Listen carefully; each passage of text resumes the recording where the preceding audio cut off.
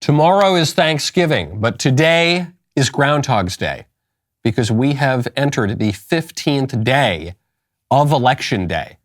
15 days, and we still don't have all the results from the midterm elections, at least not in Arizona. And it doesn't look like we're going to get them anytime soon because Kari Lake is refusing to concede the Arizona gubernatorial election. At least 2 counties in Arizona are refusing to certify the results, and they're all damn right to do it. Kari Lake has referred to evidence, including first-hand witness accounts, the kind of accounts from poll watchers that we have played on this show, that there were not only shenanigans and irregularities, but statutory violations in the conduct of the election.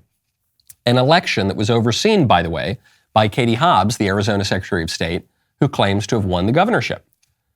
Some squishier Republicans are calling on Kari Lake to concede, but I think she should take this as far as it can go, because this is not just sour grapes. This is not just some frivolous claim because the Republicans don't want to admit they lost.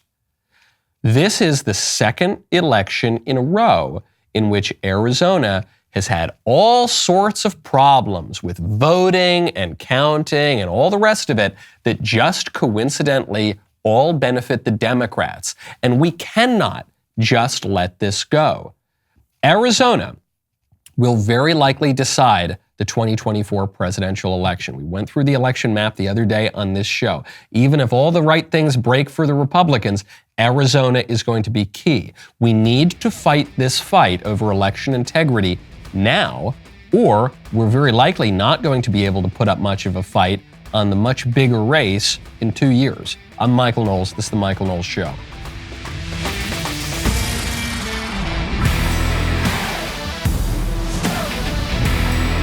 Welcome back to the show. My favorite comment yesterday is from Chad, who says, correction, Michael, Biden's biggest opponents are the chairs, not the chairs, the stairs and his sports coat. The chairs, too. I'm not sure that he even can sit down and get up all that well. You make a good point. Biden's biggest opponent, it's not Trump, it's not DeSantis, it's not Buttigieg, it's not Kamala, it's not Newsom. It is himself. He is the problem. The fault, dear Joe, dear Biden, lies not in our stars, but in ourselves and in himself especially. He's got to protect himself. When you want to protect your home, you got to check out Ring. It's Thanksgiving time, baby. Right now, today, the day before Thanksgiving, it's the biggest travel day of the year. I know a lot of people are going to be traveling to see our loved ones very, very soon. So you might find yourself away from home. It's not just Thanksgiving, it's Christmas, it's New Year's. That's why you got to team up with Ring, okay? With Ring security products, you can rest easy knowing that your home and family are safe when you are not there. The Ring doorbell notifies you when guests or packages arrive. Ring's indoor cameras let you keep an eye on kids and pets while you're away. Ring alarm will alert you of any motion detection while the house is empty. Plus, if you add smart lighting around your home, you can turn lights on or off while you are away. Ring's home security products don't just help keep your home and family safe. They make perfect gifts for everybody on your list. Head on over to ring.com/collections/offers to find out how you can live less stressed this season with a Ring product that is right for you. That's ring.com/collections/offers. The Arizona election issues, which are not fantasies, which are not just a coping mechanism, but which are very real and which have gone on for 2 elections in a row now, and have benefited Democrats. And in Arizona, where a lot of these issues are going on, even the Republicans who are playing a role in conducting the elections are declared never Trump Republicans who hate the MAGA candidates, who raise money to fight the MAGA candidates. And once is a coincidence, once is a fluke, twice, some people might want to call it a coincidence. I think what we're seeing here is a strategy, okay? And that's not the only impediment for Trump in 2024. Another major impediment for Trump is that the Supreme Court has just decided to allow the Democrats to look at his taxes. Trump's taxes have been an issue for 6 years now. The Democrats have been trying to get a hold of them. Donald Trump, just like any presidential candidate, has no obligation to release his tax returns. And because Trump is the first businessman to run for president in a very long time, First guy who had not held political office before he became a presidential candidate. So his whole career was in business. He had a gigantic business empire. He made Mitt Romney look like a pauper, okay, when you look at Romney's business holdings compared to Trump's. And so obviously his taxes were going to be very complicated. Trump was under audit already. So he said, I'm not going to release my taxes. There's no reason for me to. If I release my taxes, I, a businessman with obviously a complicated tax history, and you, some random career politician who does not have very complicated taxes, then you're going to find a lot more dirt in my stuff than I'm going to be able to find in yours. That's just the nature of business. So he says, I'm not going to do it. And the Supreme Court has just decided no. They denied the Trump legal team's request that the taxes be withheld. The congressional committee will now take a look at this. They're going to have a pretty limited window to do this, though, because once the Republicans take over the House officially in January, they are going to shut that down. So we'll see if the Democrats can get their act together to dig through Trump's taxes in time to get anything worthwhile. But it's just a reminder, the Democrats are still trying to take Trump down. And it's one of the strongest arguments for Trump's candidacy in 2024 is they clearly view him as the big threat.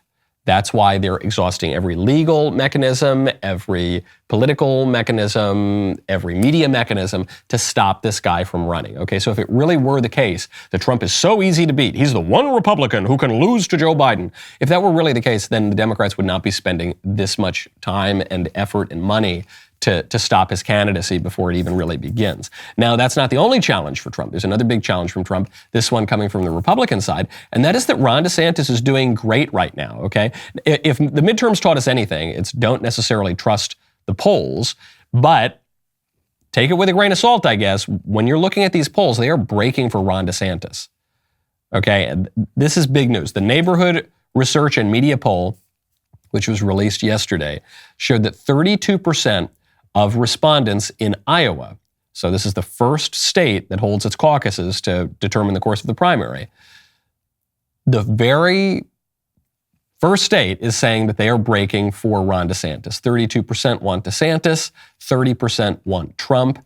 This poll reflects a 23-point swing toward DeSantis from June. So you might say 32 to 30, who cares? They're in a dead heat. Sure, but DeSantis was way down. He was barely a blip back in June. And so you see now, after the summer, after the fall, after the midterms, that kind of momentum for DeSantis means that DeSantis potentially could consolidate the party behind him.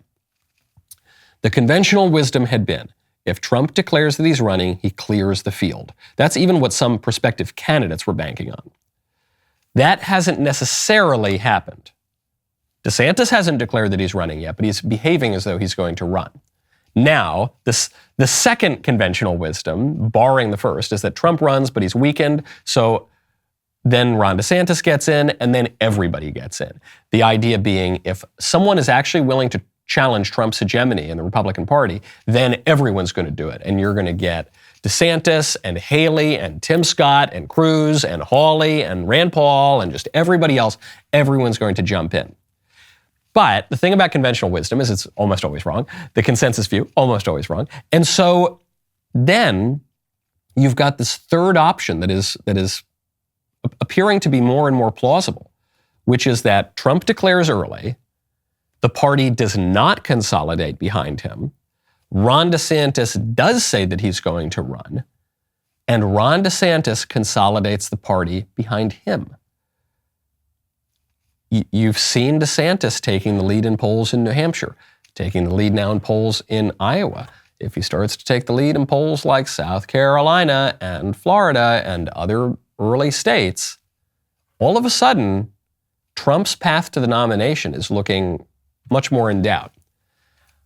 I don't put a lot of stock in these prognostications 2 years earlier. I've repeatedly said on this show, in 2014, no one would have guessed Trump. In 2010, no one would have guessed Romney. The people that were being talked about then were people that we now forget their names. Haley Barbour, Mitch Daniels, Bobby Jindal, okay? So I'm just saying, Ron DeSantis is playing his cards absolutely perfectly. There is a path now.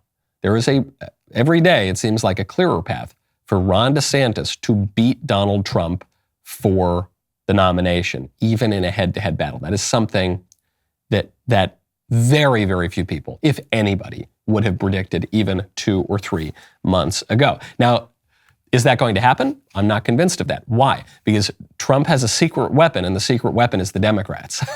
The best hope for Donald Trump right now is for the Democrats to keep going after him. Because, as I mentioned just 5 minutes ago, the more that the media and the Democrats focus their ire and their fire on Trump and not on DeSantis, that is a sign, and I think it's a pretty legit sign to Republican voters, that the liberal establishment considers Trump to be the real threat. If the establishment puts all its fire on Ron DeSantis, that's going to be a signal that they consider DeSantis to be the real threat. But they are putting their fire on Trump. You've got Democrat Congressman Jamie Raskin saying the Democrats will prosecute Donald Trump. If he is making this in part believing that this will somehow protect him from investigations or indictments, is that accurate, do you think? No, it's absolutely wrong. In fact, the people who made that point most emphatically were his defenders in the Senate during the second impeachment trial, who said that the proper way to deal with a former president who has engaged in criminality is to prosecute him rather than to impeach him if he's already left office. Now, of course, that contradicted more than 2 centuries of understanding that a public official does not have to still be in office in order to be impeached, tried, and convicted. But in any event, everybody agreed that he could be tried.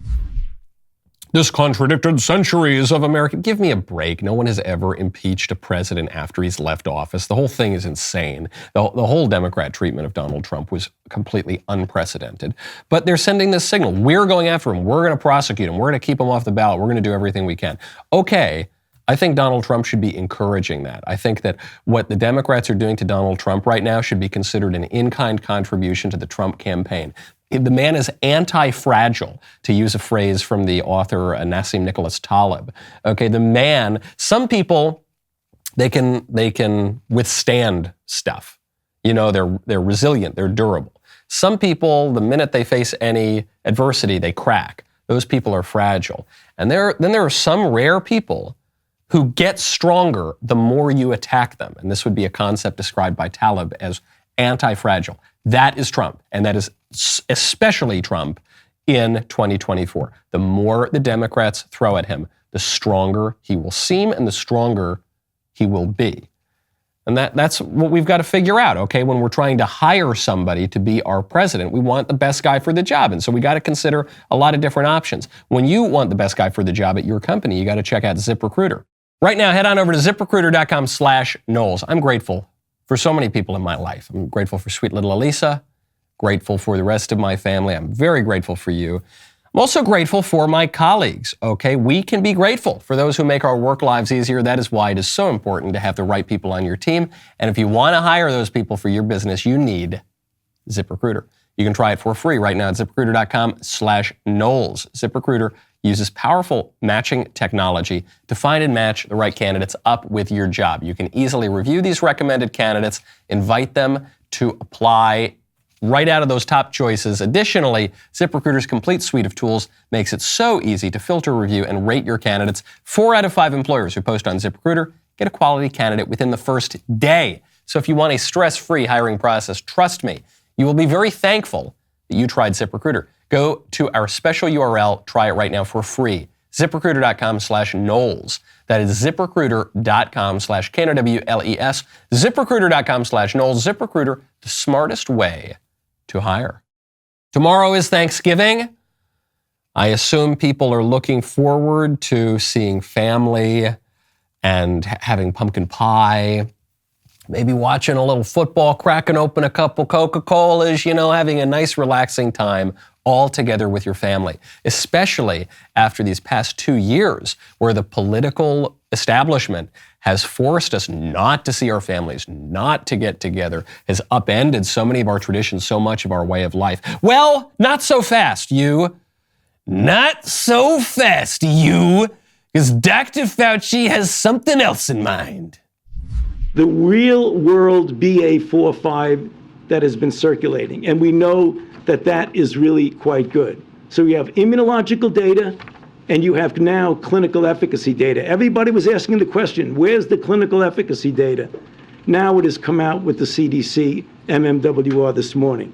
So we know it's safe We know that it is effective. So my message, and my final message, maybe the final message I give you from this podium, is that please, for your own safety, for that of your family, get your updated COVID-19 shot as soon as you're eligible to protect yourself, your family, and your community.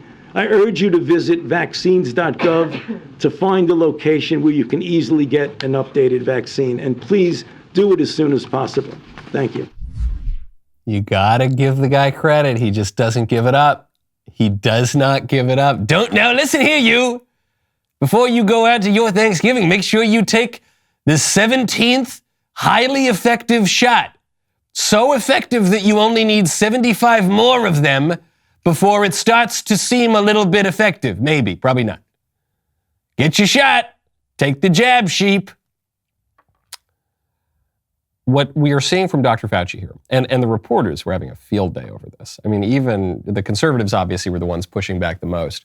But people have had it with Dr. Fauci, okay? Because Dr. Fauci has lied to us. He actually lied to us. Don't forget, he's gotten a lot of things wrong going back to the 1980s, and especially during COVID, he got a ton of stuff wrong about the safety of the vaccines, about the efficacy of the vaccines, right? Which even now the NIH will admit was not totally right, not totally effective, okay?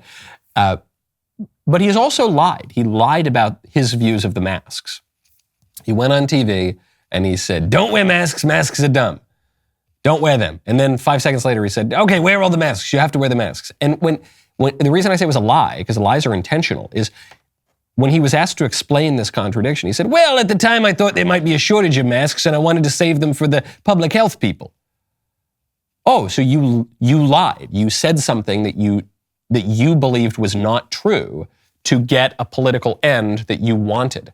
That's called lying. And so people have had it with this guy, obviously. But what Dr. Fauci is demonstrating right now is a principle that those of us who are from New York or who have spent any time in New York are familiar with, especially if you are from the Italian-American community. And it is a principle called deny till you die. And that's what Fauci's doing. This guy, he could get caught, little baby Fauci could get caught with his hand in the cookie jar, and Mama Fauci could come into the kitchen and say, Anthony, what are you doing? I don't know why she sounds like sweet little Elisa. Anthony, there, are you having your cookies there? And he was like, no, Mama, I'm not eating any cookies. She's like, I see your hand. It's very high-pitched. I can't take it anymore. The mother would say, I see your hand in the cookie jar. And little baby Fauci would say, no, you don't. No, it's not in the cookie jar. And he would go to his grave maintaining that his hand was not in the cookie jar. He'll just keep up the act, okay? He is absolutely shameless. He does not care whatsoever. And so Dr. Fauci is going to peddle the dubious vaccines. He is going to peddle the preposterous, arbitrary health recommendations like stand 6 feet away and wear the hanky over your face until the end of time, or until we take power away from him. He's going to do it. If you want to have a normal Thanksgiving and have a normal life and have a normal country, we've got to stop the Dr. Faucis of the world from having power. Speaking of members of the Biden administration that I don't like very much, Pete Buttigieg. Pete Buttigieg has come out in the wake of a shooting in Colorado, which seemed to target people for being LGBT. Pete Buttigieg has come out and said he doesn't want conservatives' thoughts and prayers. There has always been a relationship between the social and political demonization of a group and that group's vulnerability to being physically attacked. And it is completely unacceptable. And I don't want to hear thoughts and prayers from somebody who has been actively singling out this group for hate, fear, and whether they say so or not, ultimately for violence. I don't want your thoughts and prayers, you evil conservatives, because you're the reason that this happened. You conservatives are the reason that this hateful, far-right, fascist, conservative right-winger shot up this gay club. Right? That's what Pete Buttigieg is telling you. Which is very ironic, because Pete Buttigieg and Joe Biden have for years demonized conservatives. So if Pete Buttigieg's principle is that if you criticize a group or if you inveigh against a group, that you are then responsible for violence against that group, then Pete Buttigieg and especially Joe Biden would have a lot of blood on their hands. Joe Biden has spent the last 6 months calling parents terrorists, concerned parents are domestic terrorists, and said that conservatives are far-right fascist existential threats to our democracy. Okay? But furthermore, even the premise of Pete Buttigieg's whining is, and his really vicious attack on conservatives is false, because the guy who shot up the club, according to attorneys, according to the news reports right now, was not some far-right MAGA hat wearing conservative guy. He was a member of the LGBT community. The guy who shot up the club, according to the attorneys, according to the news reports, it identifies as non-binary. So as usual, I didn't report on this shooting right when it happened, not because I don't care about the shooting. Obviously, any shooting is very, very sad, but because I just knew that the media reports were going to be BS in the first 24 hours, like they always are. On this show, we usually don't have knee-jerk reactions, right, to these sorts of news stories. And the reason for that is because after these big events that can be exploited by political activists, there is a ton of propaganda, and you don't really know what's true and what's not. It's kind of like the war in Ukraine. No one has any idea what is actually happening in Ukraine because there's a ton of Russian propaganda and there's a ton of Western propaganda, and a lot of it is BS. Don't forget, just a week or so ago, we were almost on the brink of World War III because of news reports that Russia fired a missile into Poland. And then it turned out it wasn't Russia that fired the missile, it was Ukraine that fired the missile. And so the idea that this would trigger Article 5 and we had to go bomb the Kremlin was preposterous. It was actually the opposite of reality. Well, same thing here. I just knew that these news reports were going to be dubious and they were going to be filled with a lot of propaganda, and that's what's happening now. Furthermore, to Pete's point, what degree of pride does it take to say, I don't want your prayers? It just takes a lot of pride. Pun unintended, but pride is the queen of all vices, okay? Pride is the deadliest of the 7 deadly sins. And to say, I don't want your prayers is to say, I'll do it myself. I'm good enough in myself. I don't need the help of God. We should always be praying. We should always be praying. We should always welcome prayers from anybody. We should welcome prayers from our worst enemies. We should pray for our worst enemies. This is a very, very fallen world, okay?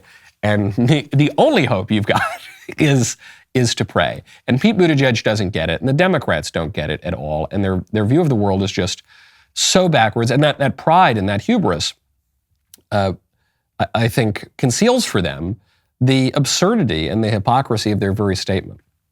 Conservatives are evil, fascist, terrible threats to our very democracy. They're terrorists.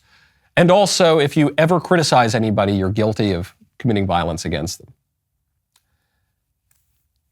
No conservative criticisms, and they're legitimate criticisms, of the LGBT activist movement that pushes drag queen story hour in schools and tries to cut off little kids' genitals. None of the criticisms that the right makes of those people come anywhere close to what Joe Biden has said. When Joe Biden says, conservatives, by your very existence, you pose a threat to our entire country. You're terrorists. When it doesn't even come close, okay? So I just don't want to hear it from Pete Buttigieg, but I don't want to hear anything from Pete Buttigieg, as it so happens, all right? The people who are running our country are not doing a good job. Things are chaotic. That's why you got to invest in gold. Right now, text Knowles to 989898. Inflation continues to bedevil our economy. The DailyWire reports that in less than 2 years, inflation has gone from 1.4% to 8.6%. As of May 2022, the price of gas was up nearly 49%. Price of meat, poultry, and fish all up about 14.2%. Price of used cars was up 16%. The current administration's irresponsible spending patterns, including the $1.9 trillion rescue plan, continue to exacerbate the problem. Now is not the time to have all your money tied up in the stock market. Do not let your savings wither away. Hedge against inflation with gold from Birch Gold. Text Knowles, K-N-W-L-E-S, to 989898, and Birch Gold will send you a free info kit on protecting your savings with gold. Birch Gold is giving out a free gold bar with any purchase made by December 22nd, but you must submit your claim by Black Friday. With almost 20 years of experience in converting IRAs and 401ks into precious metals IRAs, Birch Gold can help you too.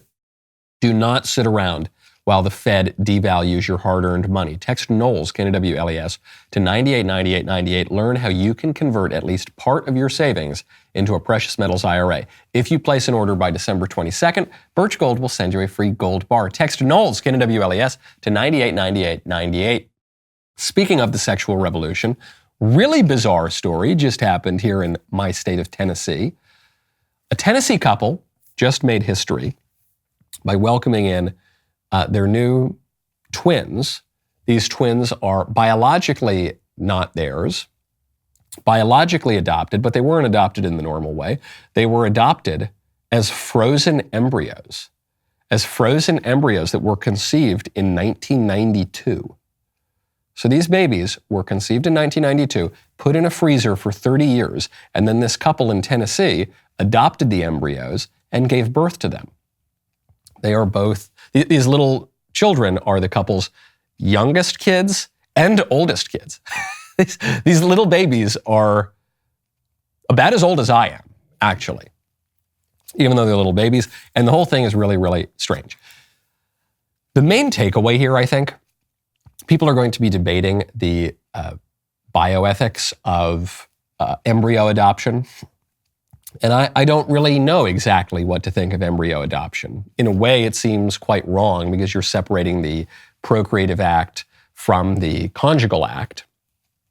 Although it's not, obviously it was not the couple that did this, but the couple is involved in the implantation. And so that seems to me bioethically dubious.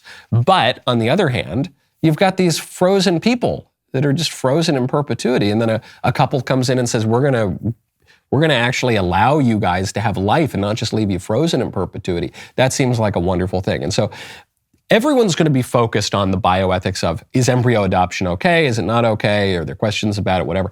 To me, that's a secondary point. I don't have an answer on that point yet, though I am somewhat cautious about it.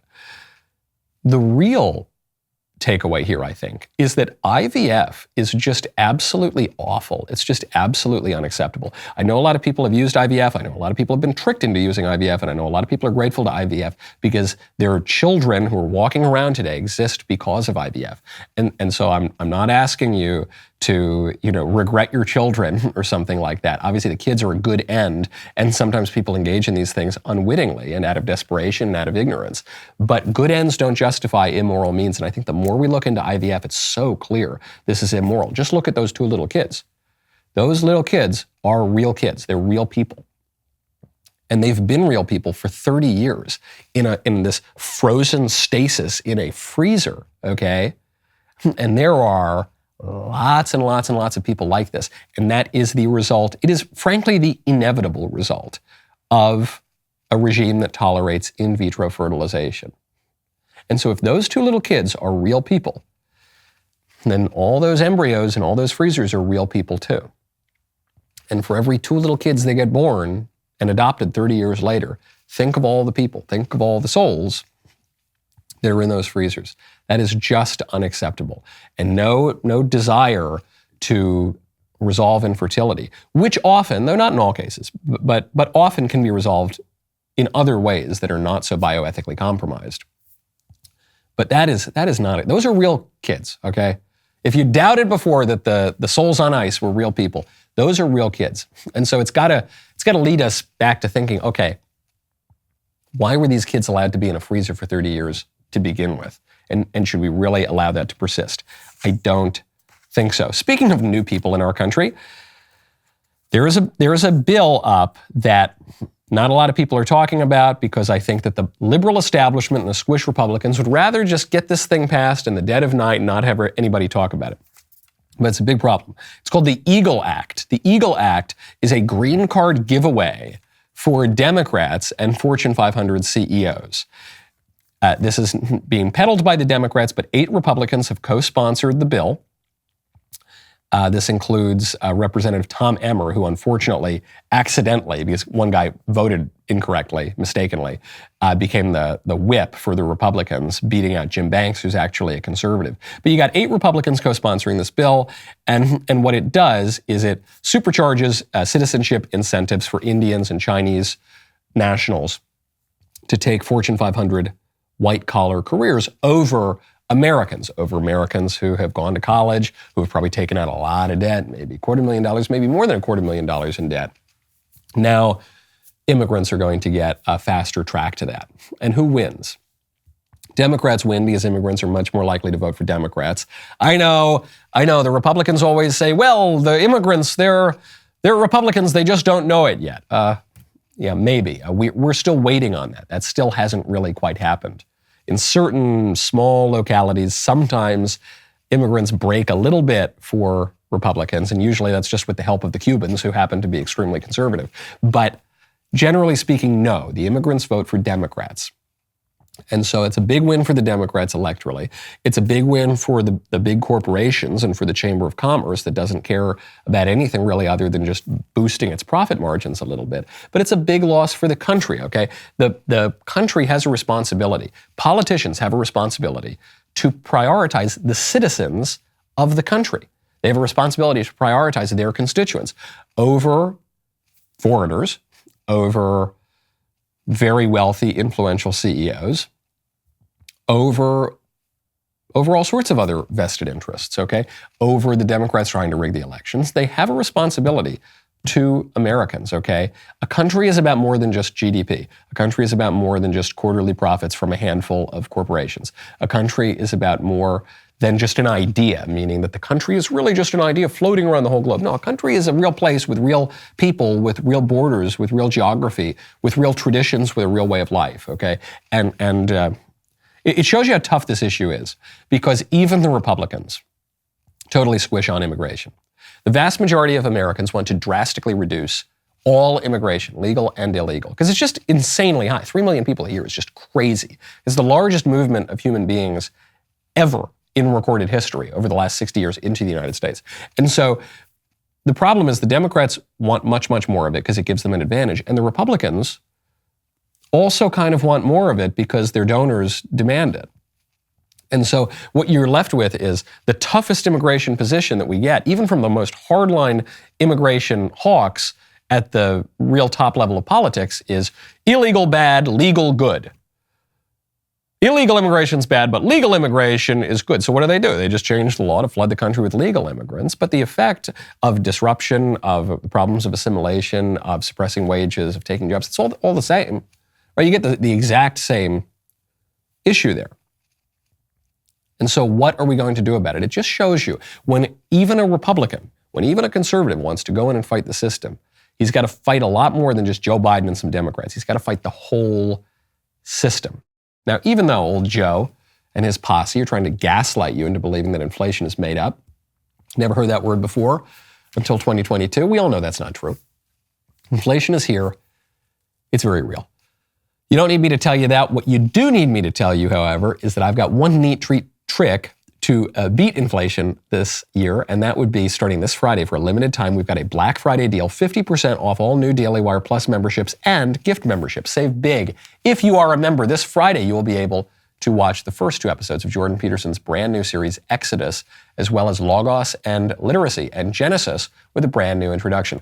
This will make a fantastic gift for your family, your friends, and for yourself too. Perhaps the greatest gift of all is that your membership allows us to continue building the future that you want to see. 2022 is big, but 2023 will be huge. So come join us, get 50% off your new DailyWire Plus membership starting this Friday, dailywire.com/subscribe. You do not want to miss it.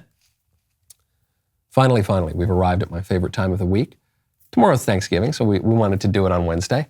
The Mailbag sponsored by Pure Talk. Go to puretalk.com, select a plan, enter promo code Knowles to get 50% off your first month. Take it away. Hey, Michael. My question this week is, why don't you like soccer? I mean, it really seems like a great equalizer. you don't really have to have a lot of resources to get started as long as you're willing to practice and work hard and, of course, have the athletic ability. But with a little drive and perseverance, you can really get good at it. And you don't have to have a ton of money to get started. Honestly, it sounds like the great American dream. It kind of mirrors capitalism, to be honest. So what's your beef? That is my beef. That what you just described is my beef. Specifically, the first thing you said it's a great equalizer. I'm a conservative, so I don't like everything to just be totally equal and flattened. I'm a conservative. I like order. I like nuance. I like decoration. I like hierarchy. I like variations of skill. I like complexity. I don't want everything to be totally flattened down where, you compare a sport like baseball, extremely complex. Most people could not tell you what the infield fly rule means. And you take a sport like soccer, not complex at all. You take a sport like polo, extremely complex.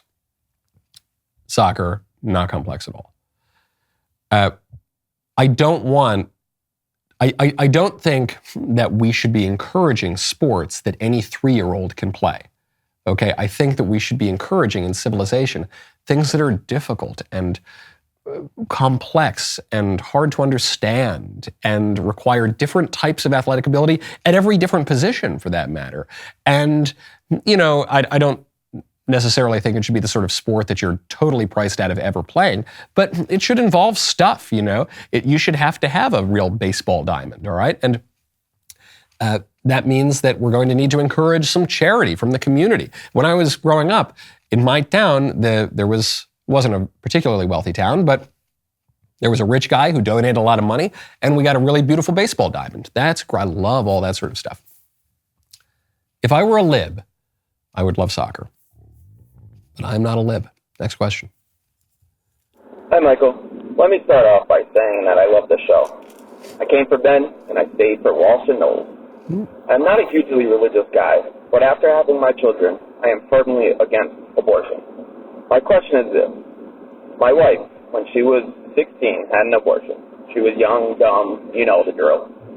The issue is every time I try to speak to her about abortion in general, she feels like I am judging her or attacking her, which I truly believe it's her own guilt that she is feeling, and she's judging herself.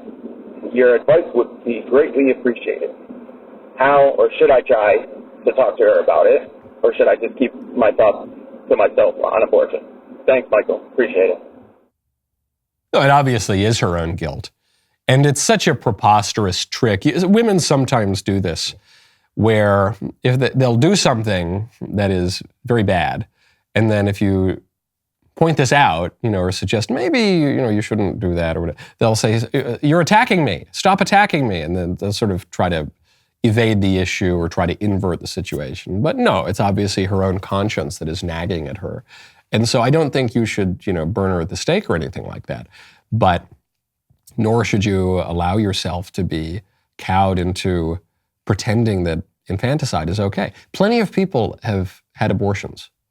Plenty and plenty of people have had abortions, okay? I know many people, and I know I have family members who have had abortions, it's really awful. And some of them have come to regret them, and some of them haven't come to regret them consciously, at least. But people fall into it. It's very easy to fall prey to that. It's very easy to fall prey to temptation. The only way, though, that she's going to have solace from it is to repent. The first step on the road to recovery is admitting you have a problem, and so you've got to do that. And I would recommend sacramental confession. I think it is.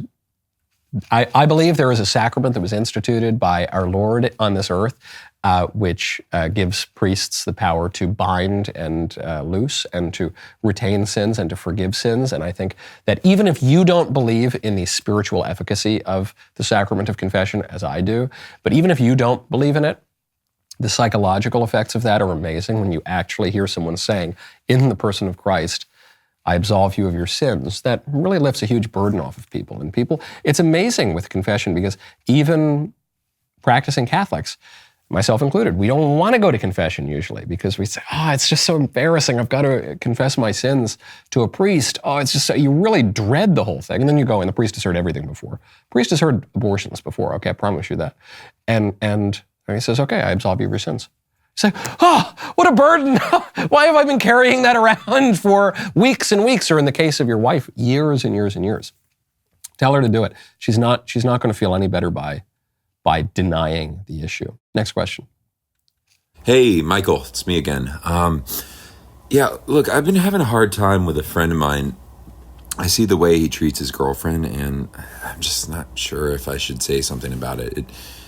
It honestly makes me physically uncomfortable, and I don't know, I just generally feel awful for her. So I know these situations are tricky, and I'm just not sure if it's my business or if I should look the other way. So I don't know, here it goes.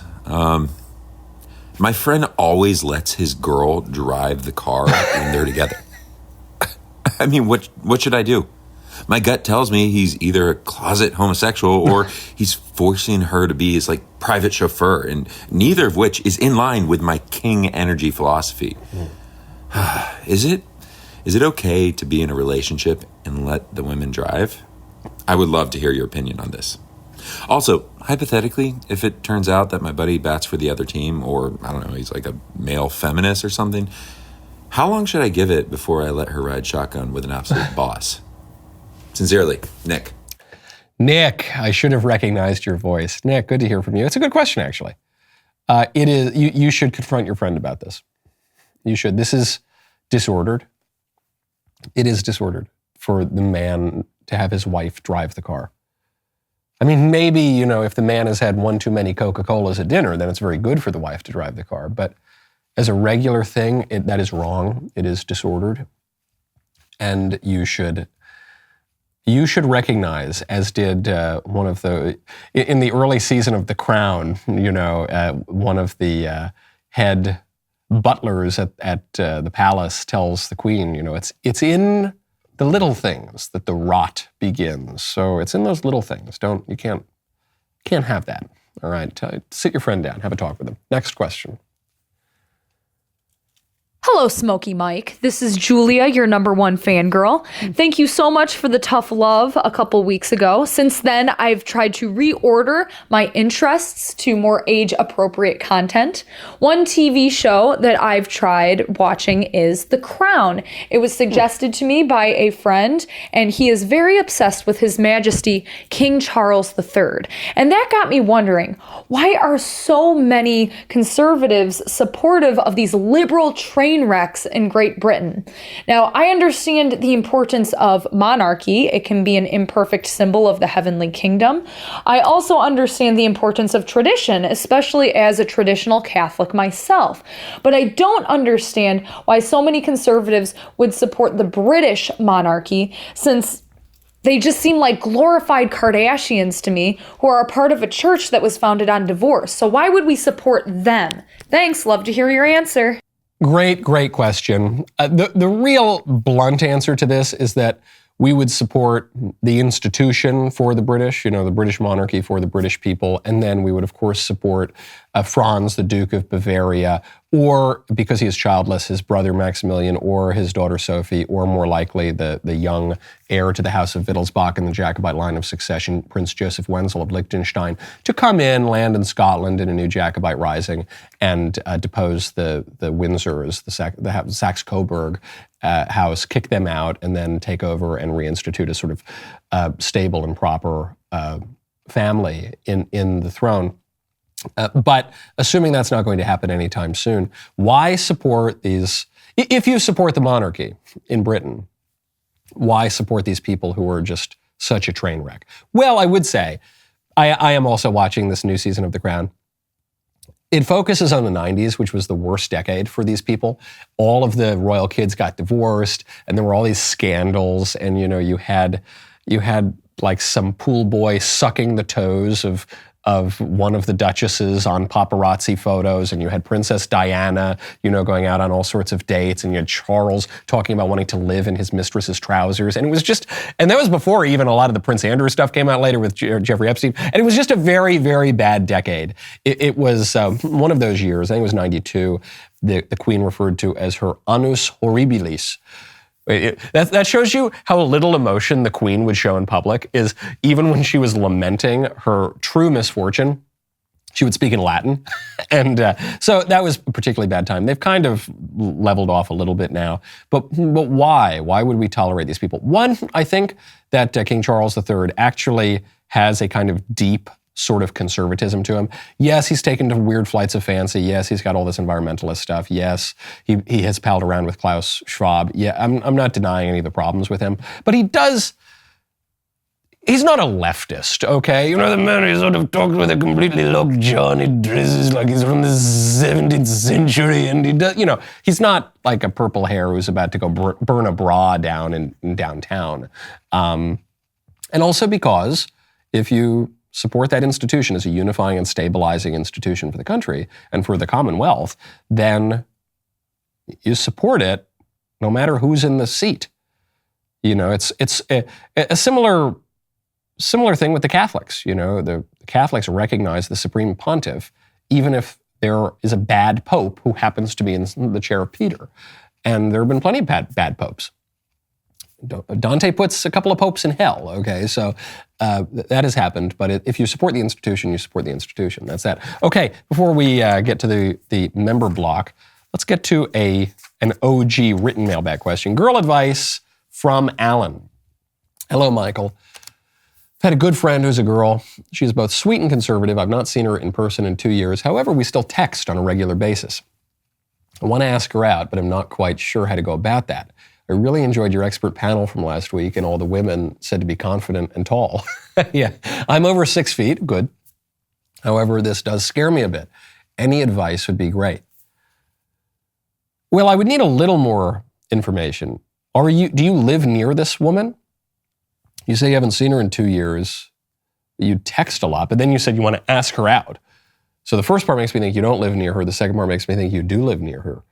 Either way, yes, you should either ask her out or stop texting her. It's really weird for a single man to text a single woman regularly for 2 years and not go on a date.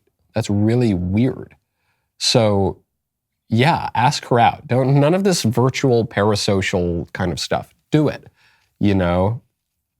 Put up or shut up. Let's go. Piss or get off the pot. I don't know. How many more idioms do I need to recite? Of course, you should ask her out. That's normal. It's good for men and women to be attracted to each other and to go on dates and to get married and have lots of kids. It is not normal to remain in this permanent state of tee-hee, hey, you up? Hey, how are you doing? And that's weird because then you're not in a relationship with a woman. You're in a relationship with a piece of technology, and that's no good. That's no good. At that point, just go date a robot. All right, the rest of the show continues now. We have a very good friend of mine coming on the show today to talk about a new documentary and one of the biggest political issues in America, where probably some of the most important political fights are taking place. That would be at the schools. The rest of the show continues now. If you are not a member, click the link in the description and join us.